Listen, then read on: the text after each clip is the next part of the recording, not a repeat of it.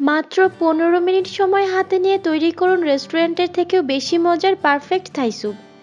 প্রথমে এখানে আমি 4টা ডিমের কুসুম নিয়ে নিচ্ছি। এরপর সুইট চিলি সস দিয়ে দিলাম 1/3 কাপ পরিমাণ, টমেটো সস 1/3 কাপ পরিমাণ, সয়া সস দিচ্ছি 1 চা চামচ। এরপর এখানে হাফ কাপ দিয়ে দিলাম হাড় ছাড়া মুরগির মাংস, হাফ কাপ মাশরুম দিয়ে দিচ্ছি, সেই সাথে হাফ কাপ দিয়ে দিলাম চিংড়ি মাছ, লাল মরিচ গুঁড়া দিয়ে দিলাম হাফ চা চামচ, স্বাদ মতো লবণ দিয়ে দিব, 1 টেবিল চামচ দিয়ে দিলাম চিনি, 1 চা চামচ আদা কুচি দিয়ে দিচ্ছি। এরপর 1 চা চামচ দিয়ে দিলাম লেবুর রস, সেই সাথে এখানে আমি কিছু লেমন গ্রাস দিয়ে দিচ্ছি। থাই স্যুপে লেমন গ্রাসটা অবশ্যই ব্যবহার করতে হবে। হাফ চা চামচ দিয়ে দিচ্ছি গোলমরিচ গুঁড়া। এরপর এখানে আমি 3 টেবিল চামচ দিয়ে নিচ্ছি কর্নফ্লাওয়ার, আর 3 টেবিল চামচ কর্নফ্লাওয়ারের সাথে পানি অ্যাড করে দিচ্ছি 3 টেবিল চামচ। এখন কর্নফ্লাওয়ার আর পানিটাকে খুব ভালো করে একটু মিশিয়ে নিচ্ছি। কর্নফ্লাওয়ারের মিক্সারটা এতে দিয়ে দিচ্ছি। একটি হ্যান্ড উইক্স দিয়ে সবকিছুকে খুব ভালো করে মিশিয়ে নিব। হাতে যখন সময় একদমই কম থাকবে, এইভাবে ঝটপট খুবই মজার এই থাই স্যুপটা যখন ইচ্ছা আপনারা তৈরি করে নিতে পারেন।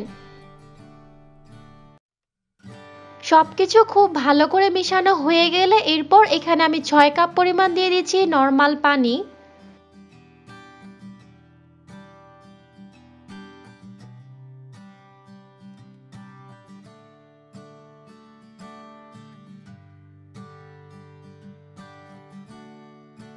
পানির সাথে আবারও আমি সবকিছুকে ভালো করে মিশিয়ে নিচ্ছি, আর এটাকে কিন্তু আমি এখনো চুলায় বসাইনি।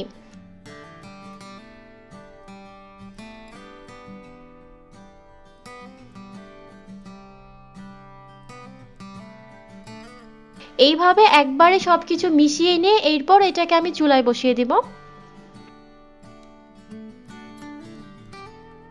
প্যানটাকে আমি চুলায় বসিয়ে দিয়েছি। এখন এটাকে মিডিয়াম আঁচে 15 মিনিটের জন্য রান্না করে নিতে হবে।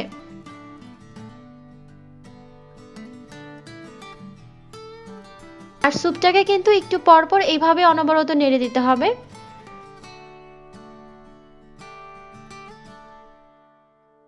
কিছুক্ষণের মধ্যেই দেখতে পারবেন এর কনসিস্টেন্সিটা আস্তে আস্তে ঘন হতে শুরু করবে।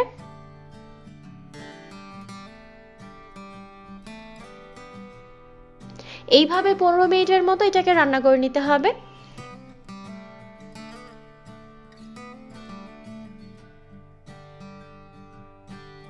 দেখতেই পাচ্ছেন এটা কিন্তু আস্তে আস্তে ঠিক হয়ে যাচ্ছে। আর স্যুপটা চুলা থেকে নামানোর পর কিন্তু এমনিতেই একটু ঘন হয়ে যাবে, তাই এটাকে আমি এখনই চুলাটা বন্ধ করে নামিয়ে ফেলবো। আজকের এই থাই স্যুপটা আপনারা চাইলে 6 থেকে 8 জনকে সার্ভ করতে পারেন। আশা করছি রেসিপিটা আপনাদের কাছে ভালো লেগেছে। এইভাবে কিন্তু অবশ্যই বাসায় একবার হলেও ট্রাই করে দেখবেন। রেসিপি ভালো লাগলে ভিডিওতে লাইক, কমেন্ট আর শেয়ার করে দিবেন। আজ এই পর্যন্তই। সবাই অনেক ভালো থাকবেন। আল্লাহ হাফেজ।